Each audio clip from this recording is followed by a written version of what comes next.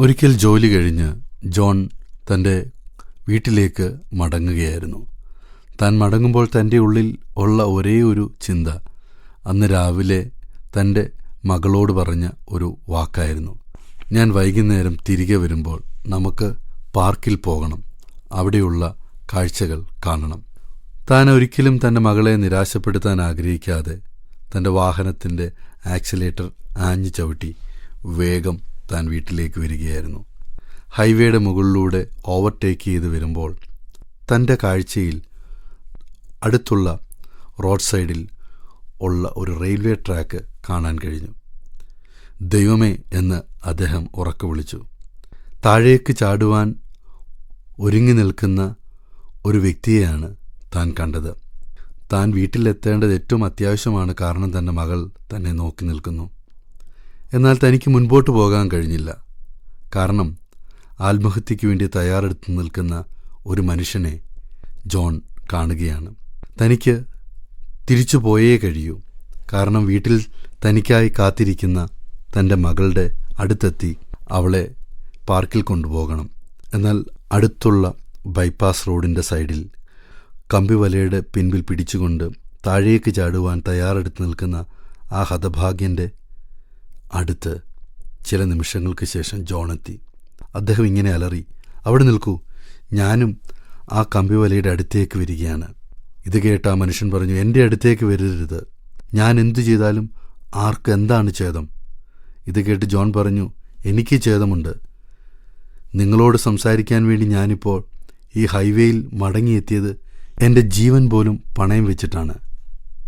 അയാളുടെ മറുപടി കേട്ട് കാത്തു നിൽക്കാതെ ഇതിനോടകം ജോൺ ആ മനുഷ്യൻ്റെ അടുത്തെത്തി.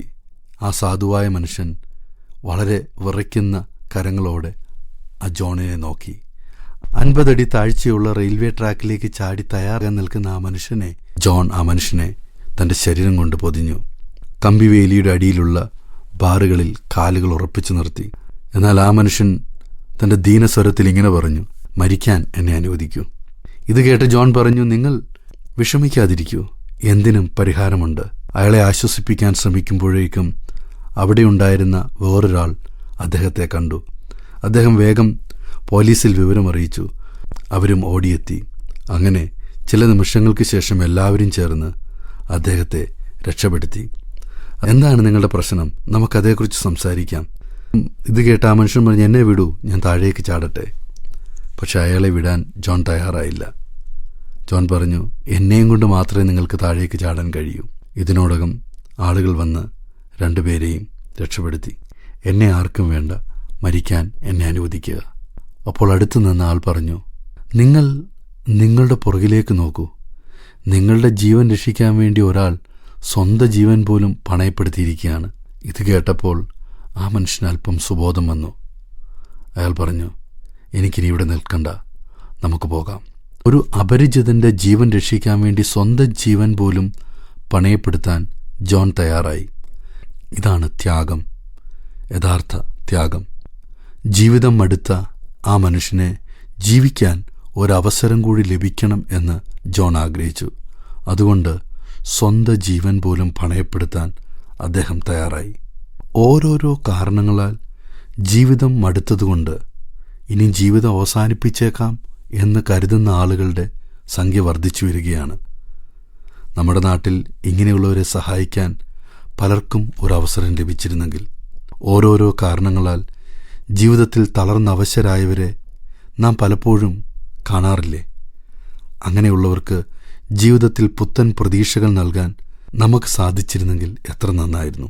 ഈ ക്രിസ്മസ് കാലഘട്ടം നമ്മുടെ ജീവിതത്തിൽ സന്തോഷത്തിൻ്റെയും ആഘോഷങ്ങളുടെയും ഒക്കെ ദിവസമാണ്.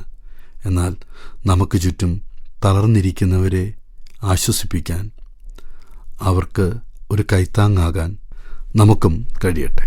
ഞങ്ങളെ വിളിക്കുവാൻ ആഗ്രഹിക്കുന്നുവെങ്കിൽ 098802221957 എന്ന നമ്പർ ഉപയോഗിക്കുക.